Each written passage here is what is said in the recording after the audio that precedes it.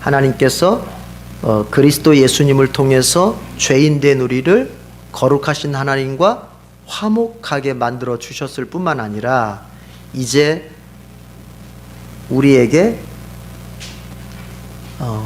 교회 밖에 있는 사람들을 하나님께 화목하게 만들 수 있는 그런 직책도 주셨다는 거죠. 네. 그럼 우리가 뭐 해야 되겠어요? 복음을 전해야 되는 거죠. 사랑을 실천하고 섬김을 실천하고 구제를 실천하는 가운데에서 복음을 전해서 그들도 우리처럼 하나님과 화목된 우리처럼 그들도 하나님과 화목하게 만들어주는 것이 우리 생애에 구원받은 우리의 남은 생애 동안 해가야 될 그 사명이라는 거 아닙니까? 지금 그 얘기예요, 그게. 그러니까 구원받은 우리의 남은 생애의 사명이 뭐예요? 화목시키는 거예요. 누구와 누구를? 교회 밖의 사람들과 하나님을, 다시 말해서 아직 구원받지 못한 사람들과 하나님을, 그리고 이제 원수된 관계, 사람과 사람 사이 원수된 관계를 또 화목시켜주고, 이게 우리의 남은 생애 동안. 그래서 예수 믿는 사람은 어디 가서든지 뭐가 될 수 있어야 되냐면은 화목을 도모할 줄 알아야 돼요. 예수 믿는 사람이 제일 하지 말아야 될 못된 짓이 뭐냐면은, 어디 가서든지 제일 하지 말아야 될 못된 짓이 뭐냐면 이간질 시키는 거, 이간질 시키는 거. 그거는 절대 하면 안 돼요. 화목하게 항상. 자, 창세기 26장을 펴놓으시고요. 창세기 26장을 펴놓으시고 우리 그림 한번 그려볼까요? 오랜만에 창세기 그림을 한번 같이 그려보십시다. 자, 전체 그림 속에 창세기에 주된 내용이 들어있다 그랬죠. 우리가 그리고 있는 그림 속에 창세기가 말하고 있는 내용들이 많이 표현되고 있어요. 그래서 그림을 그릴 줄 알아야 돼요. 자, 손가락 들어서 한번 그려봅시다. 자, 시작.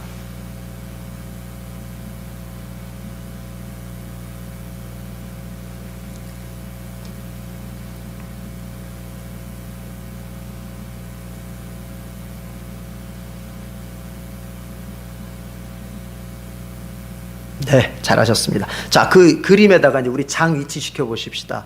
장 위치 1장부터 우리가 배웠던 25장까지 한번 위치 시켜 볼게요. 자, 제가 숫자를 부르겠습니다. 1장, 2장, 3장, 4장, 5장, 6장, 7장. 위치 시킬 때 그 위치만 찍는 게 아니라 쓰라 그랬죠. 숫자를 쓰라 그랬어요.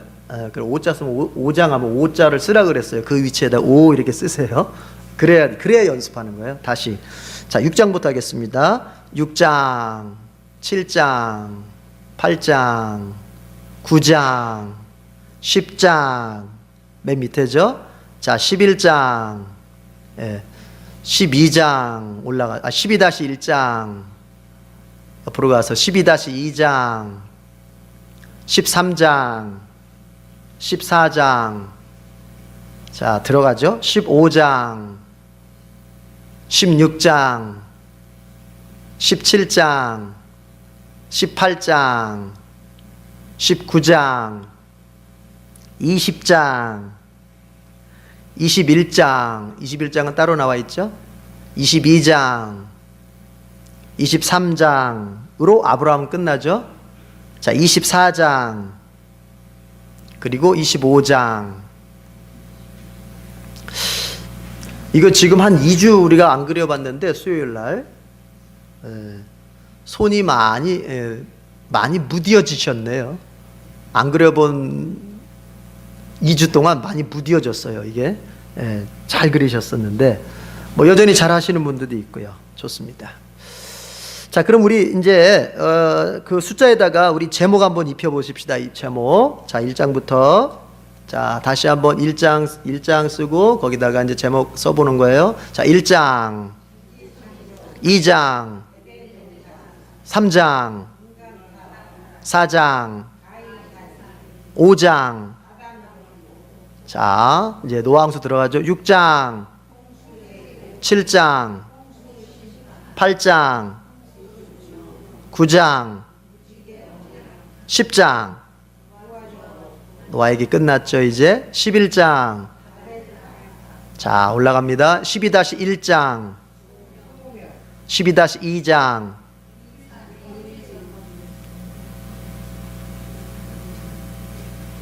다시 한번 해볼게요. 12-1장, 12-2장, 그렇죠. 13장, 14장, 15장.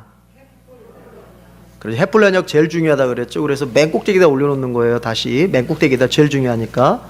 그게 아브라함하고 하나님 맺으신 언약이니까. 자, 15장 횃불 언약, 16장, 17장.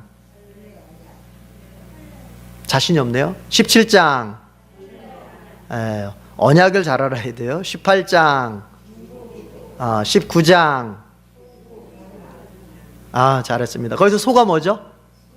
그리고 고는, 그렇죠. 소는 소돔, 고는 고모라. 예, 소고 멸망. 자, 그 다음에 20장.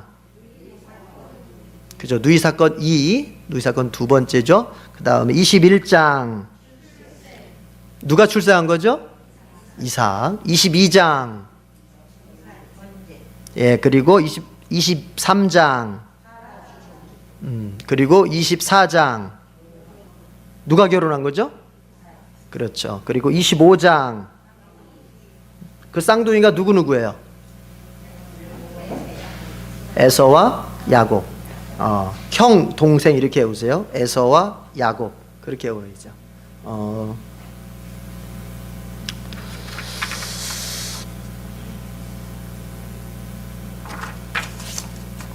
자, 잘하셨습니다. 자, 25장까지 우리가 봤는데 거기서 이제 이삭이 결혼도 했고요. 그리고 자녀도 낳았어요. 자녀를 이제 낳는데 그게 쌍둥이였다. 그래서 형은 에서, 그리고 동생은 야곱. 이로써 이제 아브라함에서 시작된 하나님의 구속의 역사가 이삭에게로 넘어왔고, 그리고 이제 이삭이 나중에 야곱에게로 그걸 물려주게 되는 거죠. 그래서 하나님의 선민의 족보가 점점점 이제 구체화돼 가고 있는 거죠. 구체화, 점점. 예. 그러니까 하나님께서 하나님의 택한 백성을 시간이 가면서 점점 뚜렷하게 보이시는 거예요. 뚜렷하게. 그 마찬가지예요. 그러면 보십시다. 오늘날 신약 시대를 사는 우리도 마찬가지 아니겠어요? 교회 안에 다 같이 교회 안에 등록되어 있을 때는 다 같이 믿는 자라고 이렇게 모여 있거든요. 그러나 그것은 그때 봐서는 몰라요. 에서와 야곱, 하나님께서 뚜렷하게 야곱을 택하셨다고 하는 것이 뚜렷하게 하나님께서 야곱을 자신의 선민으로 삼으셨다고 하는 것이 뚜렷하게 드러내시기 전까지는 에서와 야곱 모두가 하나님의 선민 같아요. 이삭의 집에 같이 살고 있기 때문에. 마찬가지로 교회 안에 등록되어 있는 교인들이라고 할 때 다 보면 예수 믿는 사람 같아요. 그러나 이제 하나님께서 그 하나님이 택한, 하나님이 구원한 사람을 뚜렷하게 드러내실 시간이 점점 가까워 오는 거죠. 그때가 언제예요? 그때가 바로 종말의 때인 거예요. 종말의 때. 그 종말의 때가 가까이 오면은 점점 교회 안에는 정말 구원받은 사람, 하나님의 성령에 의해서 중생하고 그리스도의 보혈로 죄 씻음 받고 하나님의 선택된 바로 그 구원받은 백성과 구원받은 것 같지만 양과 비슷하지만 결코 양이 될 수 없는 염소와 같은 사람들이 뚜렷하게 나눠지게 되는 거예요.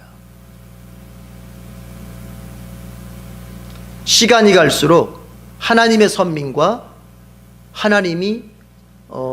하나님의 비선민이 뚜렷하게 나타나는 거예요. 점점 족보가 그렇게 가는 거예요. 예. 우리는 지금 그걸 보고 있습니다. 그래서 우리 지난 시간에 봤어요. 에서가 야곱에게 자신의 장자권, 자신의 장자의 명분을 팔게 되죠. 이것은 뭘 말해주는 거냐면은 야곱이 나중에 하나님께 복을 받는 것에 대한 합당한 근거예요. 합당한 근거. 이미 야곱은 에서에게 어쨌든 장자의 명분을 얻었어요. 예. 그러니까 참 이게 안타까운 게 그런 겁니다. 반면 또 참 어떻게 보면 소망적인 게 뭐냐면 복을 받을 사람은요 어떻게든지 받습니다. 근데 이건 복을 못 받을 사람은 복이 굴러 들어와 있어도 지 발로 찹니다. 참 그거 어리석은 짓이죠. 예, 그런 거예요. 하나님께서 복을 아예 그냥 통째로 지금 내 앞에 갖다 줬어도 그 복을 받아 누릴 만한 믿음과 복을 받아 누릴 만한 그릇이 안 돼 있으면 하나님이 갖다 주신 그 복도 지가 발로 차서 버려요. 그러나 그 사람의 현실의 환경을 보고 그 사람의 참 삶에 나타난 여러 가지 조건들을 보면은 참 저 사람이 어떻게 복받은 사람답게 살 수 있을까? 어떻게 복을 누리며 살 수 있을까? 그런 사람이라도 믿음이 있고 그리고 그릇이 되면 여러분 하나님께서 놀랍게 복을 주시는 것을 우리는 알 수 있어요. 예. 자기의 형편이 지금 어떠하다 포기할 거 없어요. 중요한 건 이거예요. 내게 하나님을 향한 믿음이 있느냐를 봐야 돼요. 지금 돌아가는 형세가 내게 유리하지 않다 하더라도 내가 생각하고 내가 계획했던 것보다 많이 충족되어져 보이지 않아도 정말 시간이 가고 하나님이 나를 그릇으로 만들 수 있을 만큼 만드신 다음에는 반드시 하나님께서 되게 하신다고 하는 그 믿음이 있어야 돼요. 믿음이 있습니까, 여러분? 믿음이 있나요? 예. 믿음은 고정적이에요? 아니면은 믿음은 이렇게 왔다 갔다 하는 거예요. 믿음은 오늘 내가 잘 믿었다고 해서 내일 잘 믿으라는 보장이 있어요? 없어요. 그래서 믿음은 어제 믿음을 자랑할 게 아무것도 없는 거예요.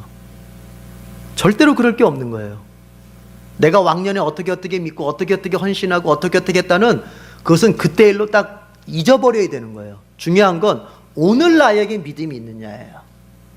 주님이 보시는 믿음은 현재적 믿음인 것이지 과거의 영광스러웠던 믿음은 그거로서 됐어요. 그것은 하나님께 상 받을 것이고 또 받았을 수도 있어요. 중요한 건 오늘 나에게 믿음이 있느냐예요. 홍해를 가를 수 있는 믿음은 어제의 믿음이 아니라 홍해 앞에 서 있는 오늘의 믿음이에요. 오늘 이 시간. 그렇잖아요? 주님께서 우리에게 그런 믿음 주시기를 또한 축복합니다. 예. 이삭이 이제 그랄 땅에 거하고 있을 때인데요. 그랄이라고 하면은 블레셋 지역 중에 한 곳이에요. 그 그랄 땅에 거하고 있을 때 거기에 아브라함 때하고 똑같이 흉년이 들게 됩니다. 흉년이. 자, 우리 한번 표시를 먼저 하고 읽어보고 같이 설명을 좀 들어보십시다.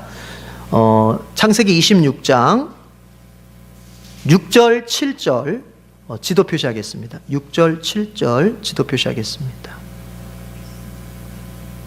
창세기 26장 6절 7절 지도 표시하겠습니다. 자, 같이 읽어보겠습니다. 시작. 이삭이 그랄에 거주하였더니 그곳 사람들이 그의 아내에 대하여 물으매 그가 말하기를 그는 내 누이라 하였으니 리브가는 보기에 아름다움으로 그곳 백성이 리브가로 말미암아 자기를 죽일까 하여 그는 내 아내라 하기를 두려워함이었더라. 자, 이삭이 그랄 땅에 거하고 있을 때 그곳이 뭐가 들었다고요? 가뭄이 들었어요. 가뭄이. 근데 성경에 보니까 이렇게 기록돼요. 26장 1절에 보니까 아브라함 때에 첫 흉년이 들었더니 그 땅에 또 흉년이 들었다 이렇게 나왔어요. 그러니까 아브라함 때 아주 대단한 가뭄이 있었잖아요. 흉년이 있었잖아요. 그때 그래가지고 아브라함이 어디로 내려갔어요? 이집트로 내려갔잖아요. 이집트로. 그래서 거기에서 자기의 아내를 누이라고 속였던 그런 사건이 있었죠. 사건이. 근데 그 아브라함 때 들었던 흉년만큼이나 이삭 때에도 흉년이 들었어요. 여러분, 부모 세대는 항상 이럽니다. 내가 고생했던 거 내 자식 때는 절대 고생시키지 말아야지. 그게 그렇게 되는 게 아니에요.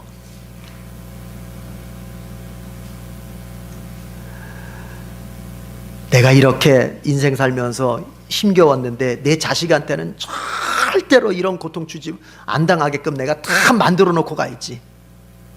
인생은 그렇게 되는 게 아니라고요. 아브라함이 흉년을 경험했으면 이삭도 흉년을 경험하는 거예요. 여러분, 기억하십시다. 따라하십시다. 내가 크게 내가 고난을 겪었듯이 내 자녀도 고난을 겪을 것이다. 이걸 알고 자녀를 키워야 돼요. 내가 이 정도 환경 만들어주고 이 정도 형편 이렇게 좀 다듬어주면 내 자식은 그래도 좀 살만하겠지. 그렇게 인생은 그렇게 호락호락한 게 아니에요. 내 자녀 역시도 내가 겪었던 내가 겪었던 고난, 아니 어쩌면 나보다 더 큰 고난을 겪을 수 있어요. 그걸 어떻게 막아줄 거예요? 그때도 내가 같이 있어줄 거예요? 그때도 내가 코 닦아주고 눈물 닦아주면서 같이 있을 거예요? 못 그러는 거예요. 못하는 거예요. 불가능한 거예요. 연령적으로 봐도 불가능해요. 그때는 이미 나는 주님 품에 안겨 있을 수 있고 내 아들은 내 딸은 이 세상 살고 있을 텐데 어떻게 할 거예요?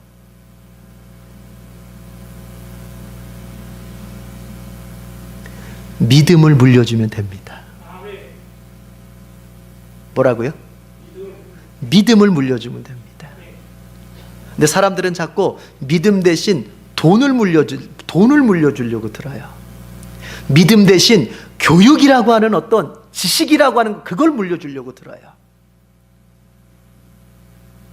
믿음 대신 자기의 어떤 인생의 경험담을 통해서 인생을 헤쳐가게끔 자기의 경험의 교훈을 물려주려고 들어요. 아, 좋아요. 돈도 좋고 적당한 돈도 좋고 그에게 교육시켜 지식을 준비시켜주는 것도 필요하고 내가 겪었던 그런 인생의 경험을 통해서 나의 자녀들은 적어도 시행착오를 덜 겪도록 만들어주는 거, 그거 지혜로운 거고 필요한 거예요. 저도 그럴 겁니다. 그러나 그 모든 것들이 효과적일 수 있으려면 내 자녀가 내가 없어도 그가 독립적으로 하나님을 믿고 하나님을 신뢰할 수 있어야 돼요. 그게 없으면은 하나님을 믿고 견디는 그 힘이 없으면 하나님을 믿고 고난의 자리에서 인내하는 그 어떤 인생의 태도가 없으면 내가 물려준 돈, 내가 교육시켜준 그 지식, 내가 들려주었던 인생의 경험담들은 아무런 힘을 발휘를 못하게 됩니다. 중요한 건 믿음을 전수해 줄 수 있어야 돼요. 중요한 건 하나님이 어떤 분인지를 내 자녀에게 가르쳐 줄 수 있어야 돼요. 그런데 하나님을 가르쳐 준다고 하는 것이 지식으로 가르쳐 주는 게 아니에요. 우리가 믿음을 가르쳐 주고 지식을 가르쳐 줄 때는 순전히 나의 체험에 녹아진 것을 보여줌으로써 내 자식에게 믿음을 보여줄 수 있고 하나님을 가르쳐 줄 수 있는 거예요. 예를 들어서 가정에 어려움이 왔어요. 그럴 때 그 부모가 정말 주님 앞에 무릎을 꿇어서 눈물로 기도하면서 그 어려움을 그 어려움을 견뎌나가고 그 어려움을 극복해 나가는 모습, 이걸 보여주는 것이 내 자녀에게 믿음을 보여주는 것이고, 그리고 믿음을 물려주는 것이고, 내 자녀에게 하나님을 가르쳐 주는 거예요. 여러분, 그게 있어야 됩니다. 뭘 물려주려고 들어요? 아브라함이 큰 흉년을 겪었다면 이삭도 겪게 될 거예요. 그래서 겪는 거예요. 그런데 이삭 보십시오. 여호와께서 이삭에게 나타나서 말씀하셨어요. 너 애굽으로 내려가지 말고 내가 너에게 지시하는 땅에 그대로 거주해라. 2절에 보니까 그러면서 말씀하시기를 내가 너에게 거주하라고 하는 이 땅에 그대로 있으면 내가 너에게 복을 줄 것이고 내가 이 모든 땅을 너와 내 자손에게 줄 것이다. 이것이 바로 내가 너의 아버지 아브라함에게 했던 약속이다. 하나님 이렇게 말씀하세요. 자, 5절 보십시다. 5절. 5절이 아니고 죄송합니다.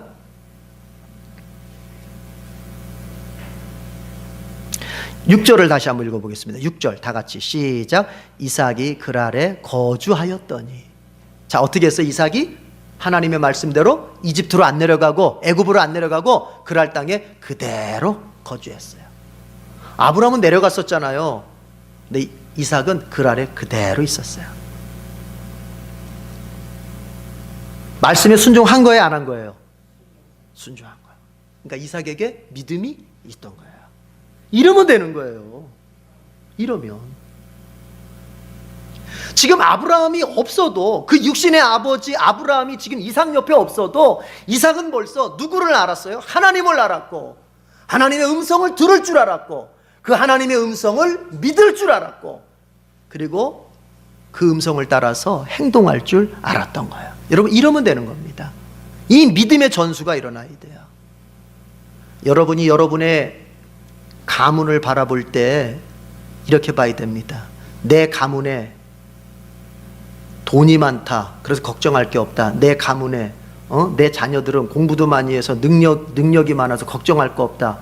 내 자녀들은 다 먹고 살 길이 준비돼 가지고 걱정할 게 없다. 만약에 반대로 돈이 없어서 걱정을 해야 되겠다. 내 자녀는 능력이 안 돼서 걱정이 된다.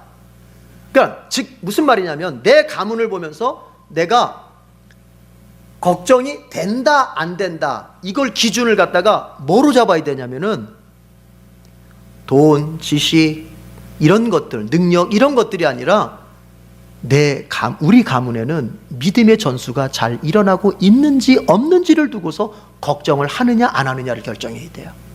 쉽게 얘기해서 내 가문 속에 지금 부모 세대로부터 지금 자녀 세대로 믿음의 전수가 잘 이루어지고 있다면, 아브라함의 믿음, 여호와를 향했던 아브라함의 믿음이 이삭에게 잘 전수되어지는 것처럼 우리 부모 세대의 믿음이 자녀에게 전달되고 있다면 여러분 걱정 안 하셔도 됩니다.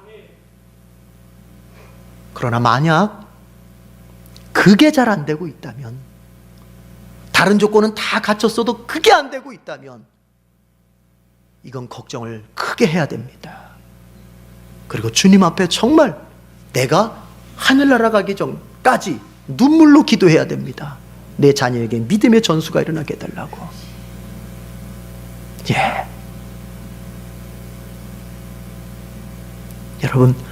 여러분의 자녀가 이것저것 없고 이것저것 모자라도 여러분을 통하여서, 마치 아브라함을 통하여서 이삭에게 하나님의 말씀을 들을 줄 알고 그의 말씀에 순종할 줄 아는 믿음이 전수가 됐듯이 우리를 통해서, 여러분을 통해서 여러분의 자녀에게 믿음만 전수될 수 있다면 지금 조금 모자라고 지금은 조금 연약해도 걱정 안 하셔도 됩니다.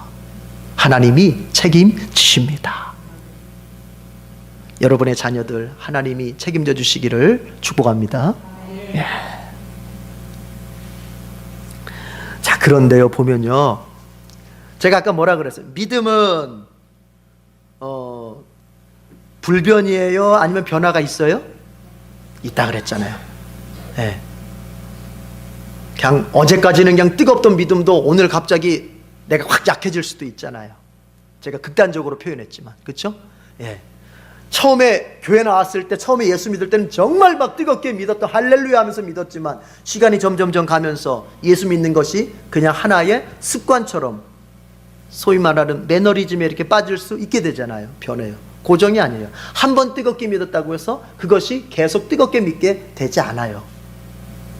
내가 예수 믿을 때 성령 충만함을, 은혜를 경험했잖아요. 뜨거웠었잖아요. 그런데 그게 저절로 유지가 돼야 안 돼요? 저절로 돼야 안 돼요? 안 돼요. 믿음은 저절로 유지가 되지 않습니다. 거기에 함정이 있는 거예요. 사람들은 내가 한번 기도하면서 뭐 40일 금식 기도하면서 왁 한번 은혜를 경험하면, 내가 뭐 또 뭐 좀 이렇게 뭐 하면서 뜨거움을 경험하면 그것이 그냥 지속될 줄 알아요. 그러나 그렇게 되는 게 아니에요. 믿음은 내가 노력이 있어야 돼요. 은혜를 체험하고 믿음을 얻는 데는 내 노력이 필요 없어요. 그건 은혜로 주시는 거예요. 그러나 은혜로 받은 믿음, 은혜로 받은 그 은혜, 그렇죠? 그것이 유지가 되는 데는 뭐가 필요해요? 노력이 필요한 거예요. 자, 그런데 그 노력이 어떤 노력이어야 돼요? 그 노력이 어떤 노력이어야 돼요? 그걸 모르죠. 노력해야 된다는 거 아니겠는데 뭘 노력해야 되느냐? 먼저는 말씀과 기도의 삶을 살려고 애써야 되고요. 그러나 그것만이 다가 아닙니다. 그것만 살고 뒷부분을 이거를 살질 않으면 안 됩니다. 두 번째가 뭐냐면은 순종의 삶을 살아야 돼요. 말씀과 기도 이어서 순종의 삶을 살아야 돼요. 그리고 또 있어요. 그 다음에 정결한 삶을 살아야 돼요. 제가 큰 틀로 세 가지를 얘기했어요. 매일 말씀 보고 매일 기도하는, 말씀과 기도로 내 영성을 관리해 갈 줄 알아야 되고, 그리고 주님께서 나에게 원하시는 것 같다라고 느껴지면은 그것을 바로 순종하는. 오늘 수요일날 오셨는데 정말 잘 오셨어요. 주님께서 이 시간 집에서 TV 보고 있는 것과 예배당 가서 말씀 들으라 하는 것과 주님이 뭘 더 기뻐하시겠습니까? 그렇죠. 물론 이 시간에 정말 병원에 계신 분도 계시고 특별한 어떤 직장의 일로 말미암아서 지금 퇴근할 수 없어 하는 사람들도 있습니다. 그들을 두고 하는 말이 아니라, 그런 특별한 어떤 상황이 아닌데도, 특별한 상황이라도 예배 시간이다 그러면 달려와야죠. 그게 정상이죠. 달려와야죠. 정말로 내가 조절할 수 있다면. 그러나 그거 특별한 상황도 아닌데 이 예배 시간에 내가 다른 것을 하면서 시간을 보내는 것과 예배당에 와서 말씀을 듣는 것, 주님이 뭘 더 기뻐하시겠어요? 그러면 뭐냐? 바로 그것에 순종해야 된다는 거예요. 그것에 순종해야 돼요. 그게 나의 받았던 은혜를 유지해가는 비결이에요. 그것을 하지 않으면서 내 은혜가 유지되기를 바라는 것은, 그것은 생각을 잘 못한 거예요. 또 하나, 정결해야 됩니다. 이런 사람들도 있을 수 있어요. 기도 많이 해요. 성경은 막 달달달달 외울 정도로 읽어요. 뭐 또 주님께서 야 이거 순종해라 그러면 네 해요. 그러나 그가 도덕적으로 정결하게 살지 않으면, 정결하다는 말이 무슨 말인지 이해하시겠죠? 도덕적으로 정결하게 살지 않으면 그 사람은 그 뜨거운 믿음을 유지할 수 없습니다.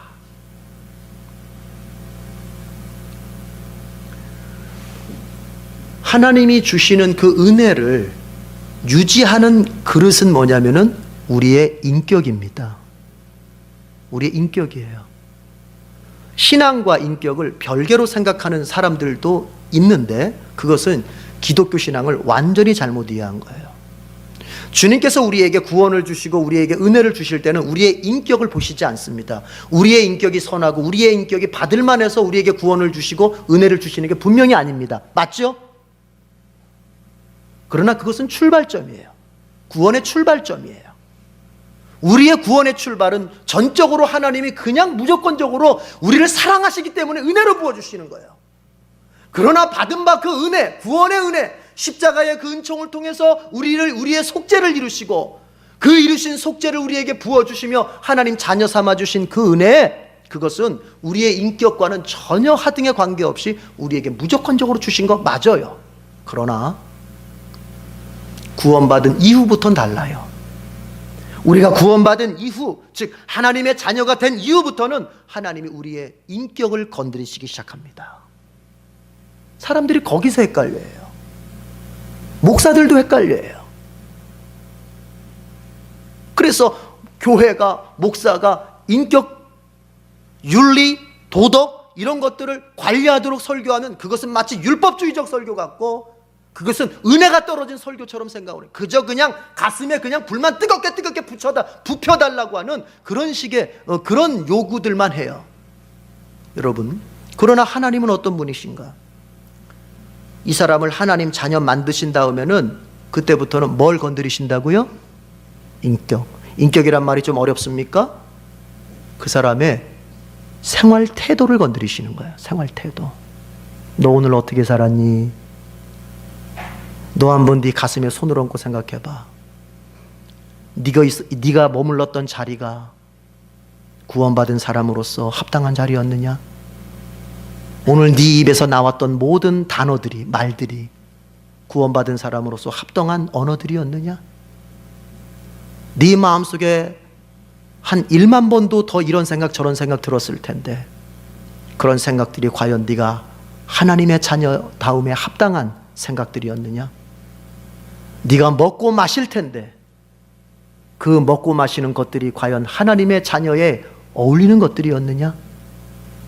네가 자녀로 자식으로서 부모를 모시고 있을 텐데 네가 육신의 자녀 이전에 하나님의 자녀로서 합당하게 너의 부모를 공경하고 있느냐? 네가 부모로서 자식을 키우고 있을 텐데 네 자식이라고 생각하기 전에 하나님의 자녀임을 알고 그가 하나님이 원하시는 교양과 훈계와 태도로 제대로 양육하고 있느냐? 하나님이 하나님의 자녀로 선택한 사람의 모든 삶의 자리를 건드리기 시작하시는 거예요. 직장 생활하는 사람, 교회에서는 네가 집사고 교회에서는 네가 이러이러한 사람인데 너 직장 가서도 하나님 자녀다움에 정말 손색 없는 삶을 살고 있느냐? 참, 하나님 그렇게 하시는 거예요.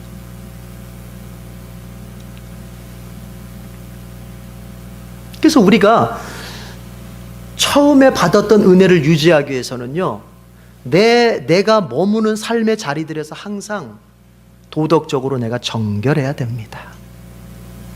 보지 말아야 될 거 보지 말아야 되고, 먹지 말아야 될 거 먹지 말아야 되고, 가지 말아야 될 거 가지 말아야 되고. 자, 부정적으로 얘기했으면 긍정적으로 바꿔보면 가야 할 곳은 꼭 가야 되고, 그렇죠? 네, 말해야 될 것 꼭 말해야 되고, 그렇죠? 봐야 될 것은 꼭 봐야 돼요.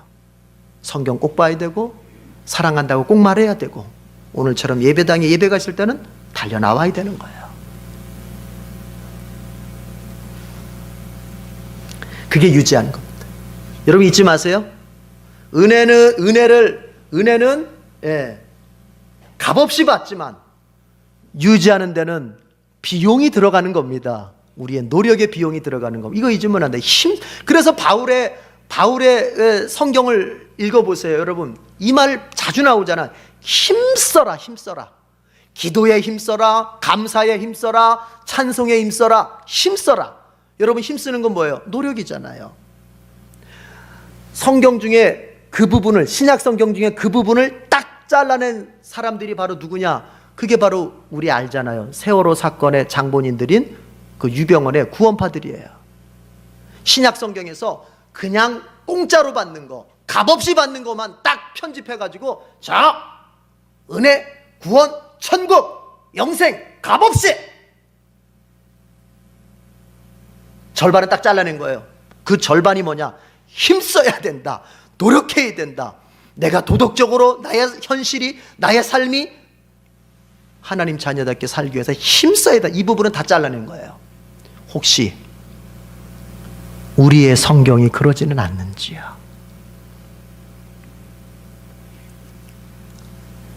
이런 분도 있더라고요. 반대인 경우도 있어요. 반대인 경우.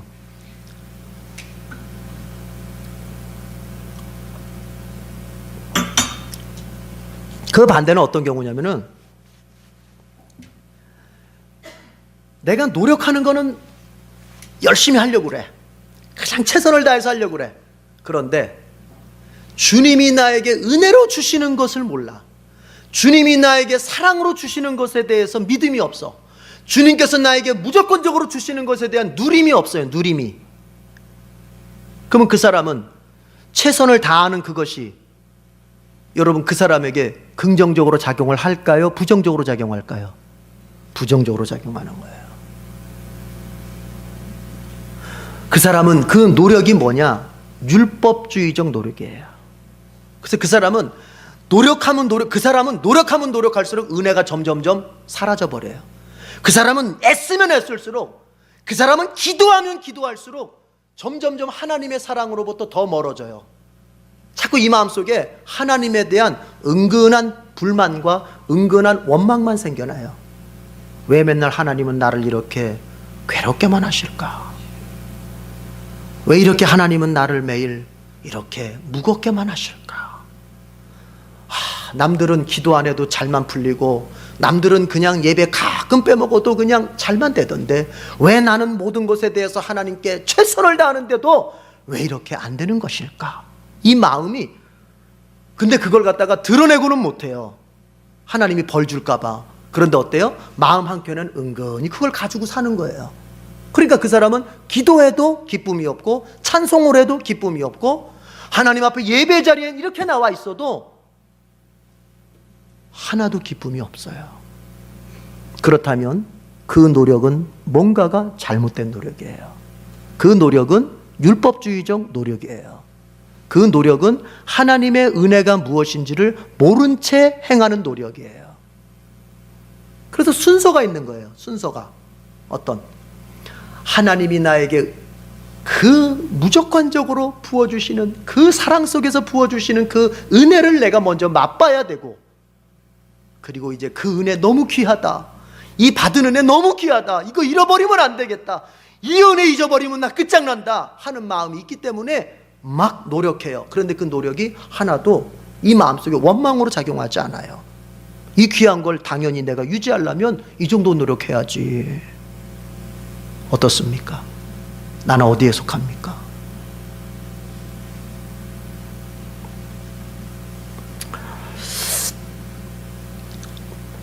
자, 무슨 얘기를 하냐면, 이삭이 믿음을 가졌잖아요. 하나님께서 너 그랄 땅에 거하라 그랬더니 그대로 거했잖아요. 믿음이 있는 거 아닙니까?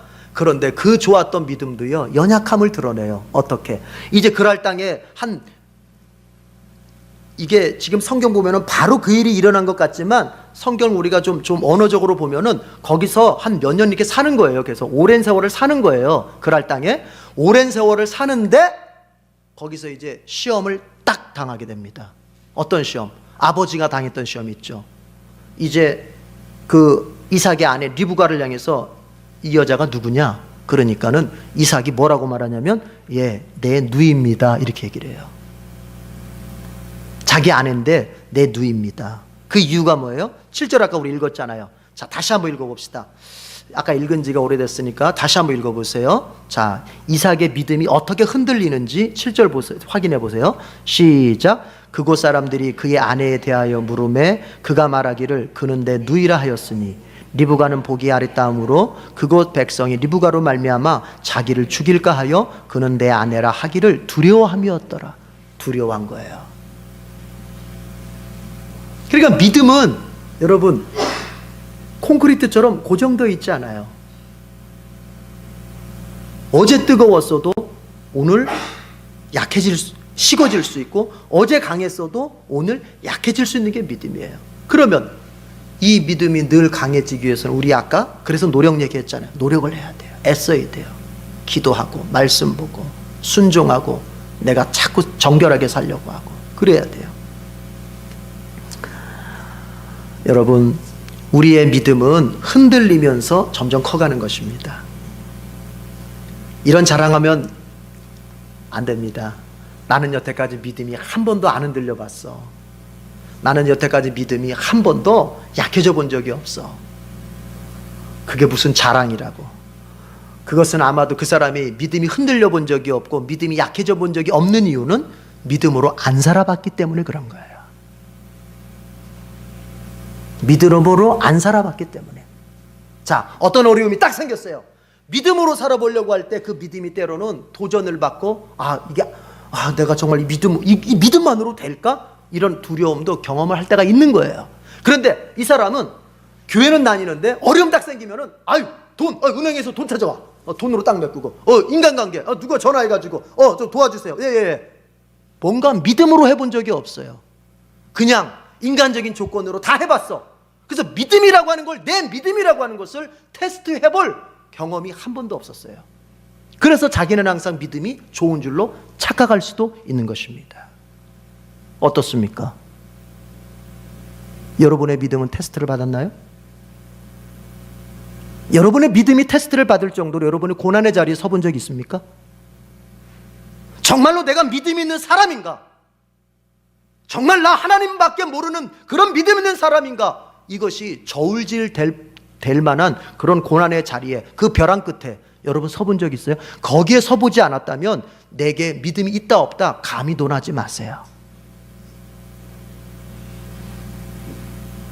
우리 청년 중에 지금 진영이가 암투병을 합니다. 거기에서 보여지는 거예요. 그의 말이 그렇잖아요.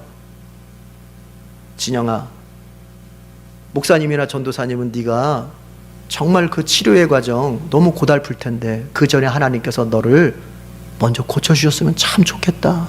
그게 정말 목사님이나 전도사님의 마음이다. 진영이가 그렇게 얘기를 해요. 아니에요. 그러면 안 돼요. 내가 너무 쉽게 나면 우리 가족 구원 못 받아요. 하나님 의지하지 않아요. 내가 너무 쉽게 나면 그냥 쉽게 나오는 줄로 알지 하나님을 의지하고 하나님을 붙잡지 않게 될 거예요. 그래서 제가 고통을 받더라도, 제가 좀 더 심하게 아프더라도 우리 아빠 엄마가 하나님을 의지했으면, 그래서 구원받았으면 좋겠어요. 거기서 믿음의 진가가 나오는 거예요. 우리는 실감하지 못하죠. 암이라고 하는 것, 그것이 걸렸을 때 사람 마음이 어떻게 될 것인지 실감 못하죠. 그렇죠? 근데 그런 자리에서도 자신의 부모의 구원을 먼저 생각하고 충분히 내가 고통을 겪을 만큼 겪겠다고 하는 것, 여러분 그런 자리에서 서보고 자신의 믿음을 테스트해 본 다음에 믿음이 있다 없다를 논하는 거예요. 사도 바울이 사람이 마음으로 믿어 의에 이르고 입으로 시인하여 구원에 이른다고 말했을 때 한국교회 목사들은 자, 여기 분명히 써 있지 않느냐, 입으로 시인하면 돼, 입으로 시인하면 구원받아. 그래서 죽기 직전의 사람한테 자, 예수 믿는다고 말하세요. 예수 믿는다고 말하면 구원받는 거예요. 물론 지금 병상에서 죽기 직전의 사람에게 전도할 방법은 그것밖에 없을 거예요. 그거를 부인하는 거 아닙니다. 그러나 사도 바울이 입으로 시인하여 구원받는다고 말할 때 그것이 과연 그런 거겠습니까? 정말 그냥 입으로 나 예수 믿어요 하면 구원이 된다는 얘기로, 그런 뜻으로 그 얘기를 했겠습니까? 지금 로마에 있는 백성들에게, 로마에 있는 그리스도인들에게 너희가 마음으로 믿고 그리고 그 믿은 바를 입으로 시인할 때 너희가 구원받는다고 말하는 그것이 그냥 누가 물어보면 나 예수 믿어 이런 것을 의미했겠습니까?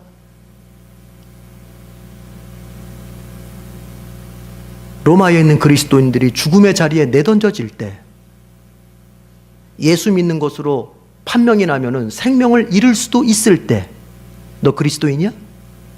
너 황제에게 절해. 싫어요. 나는 오직 예수님께만 절해요. 너 그리스도인이야? 그럼 너 죽어. 황제야? 예수야? 그때에 나는 예수입니다. 이 시인을 말하는 거예요. 이 시인을. 나는 어떠한 경우에서든지 나의 주님은 예수님이십니다. 이걸 말하는 거예요.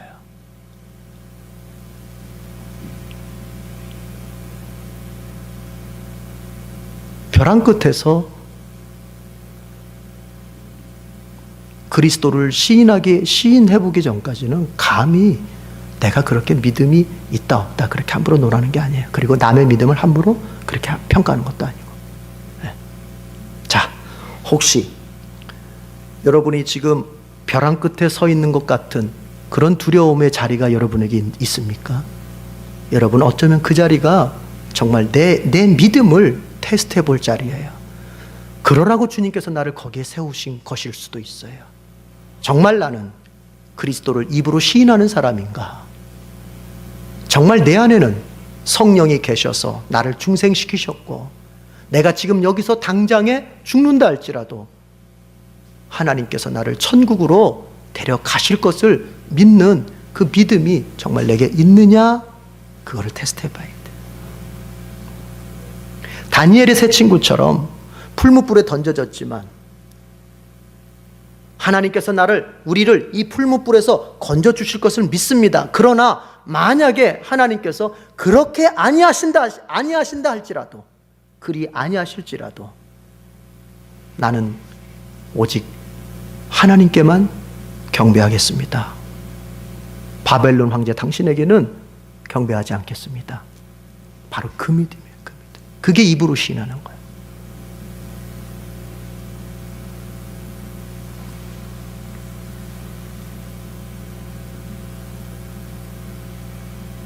우리의 믿음이 성령의 도우심 속에서 벼랑 끝에서조차도 예수님을 주님으로 시인할 수 있는 그런 믿음이기를 소원합니다. 기도하겠습니다.